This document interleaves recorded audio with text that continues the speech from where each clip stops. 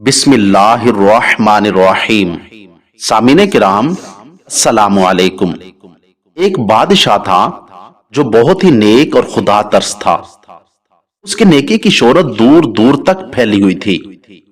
ایک دفعہ اس کے دارالحکومت میں ایک فقیر آیا۔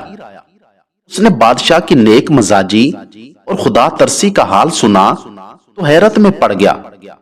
اس کی سمجھ میں یہ بات آتی ہی نہیں تھی کہ حکومت کا انتظام اور خدا ترسی ایک جگہ کیوں کر جمع ہو سکتے ہیں۔ حکومت تو بڑی ہی دنیا داری کا مشغلہ ہے۔ یہی دیکھنے کے لیے وہ ایک طویل اور لمبا سفر پیدل طے کر کے آیا تھا۔ جب وہ بادشاہ کے محل کے دروازے پر پہنچا تو اس نے ادھر ادھر دیکھا کہ شاید کوئی دربان نظر آ جائے، لیکن وہاں تو کوئی نہ تھا۔ وہ اندر گیا۔ بادشاہ نے اس اجنبی شخص کو دیکھا تو نہایت اخلاق سے پیش آیا، پاس بٹھایا اور پوچھا، کہیے شاہ جی، کس طرح آنا ہوا؟ فقیر کہنے لگا، میں نے سنا تھا کہ آپ کی عملداری میں آگ اور پانی اکٹھے ہو گئے ہیں، بس یہی دیکھنے کے لیے چلا آیا تھا۔ بادشاہ فقیر کا مطلب سمجھ گیا اور مسکراتا ہوا بولا، تو دیکھ لیا؟ فقیر نے ہاں میں بیزاری سے جواب دیا اور جانے کے لیے اٹھنے لگا۔ بادشاہ تیزی سے بولا، شاہ جی ٹھہریے، ابھی تو آپ نے کچھ نہیں دیکھا، ذرا ٹھہریے، میں دکھاتا ہوں۔ یہ کہہ کر بادشاہ نے سارے شہر میں اعلان کرایا کہ آج بازاروں کو خوب سجایا جائے، ہمارا ایک مہمان آج بازاروں کی سیر کرنے نکلے گا۔ بادشاہ کے حکم کی دیر تھی کہ بس آنن فانن بازار سج کر دلہن کی طرح بن گیا۔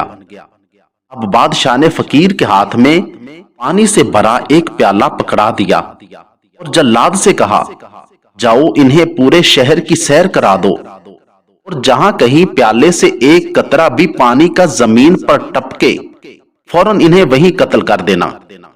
جب فقیر کو پورے شہر کی سیر کرانے کے بعد بادشاہ کے سامنے پیش کیا گیا تو پسینے میں شرابور تھا۔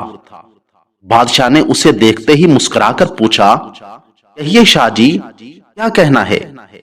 آج بازار کتنا خوبصورت سجایا گیا تھا، بتائیے تو صحیح، آپ نے کیا کیا دیکھا اور آپ کو کیا کیا پسند آیا؟ فقیر نے فوراً کہا، ارے ظالم، تو نے مجھے اس لائق رکھا ہی کہاں تھا جو میں شہر دیکھتا؟ میں تو بس اتنا ہی جانتا ہوں کہ سر پر ننگی تلوار تھی اور آنکھیں پیالے کے پانی پر جمی ہوئی تھی۔ بادشاہ کہہ کے لگا کر ہنسا اور کہنے لگا، اب بھی سمجھ آیا یا نہیں؟ یہ ہے آگ اور پانی کا کھیل۔ فقیر کے ہونٹوں پر تو جیسے تالا ہی پڑ گیا تھا۔ وہ آنکھیں پھاڑ کر بادشاہ کو دیکھنے لگا۔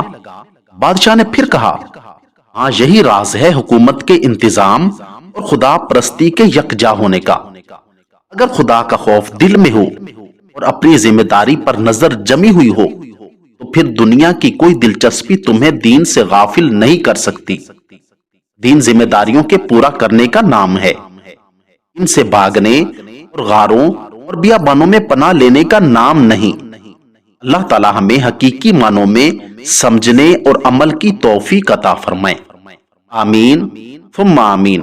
اگر آپ کو میری یہ ویڈیو اچھی لگی ہو تو ویڈیو کو لائک، چینل کو سبسکرائب اور ساتھ دیے گئے بیل آئیکن کے بٹن کو ضرور دبا دیں۔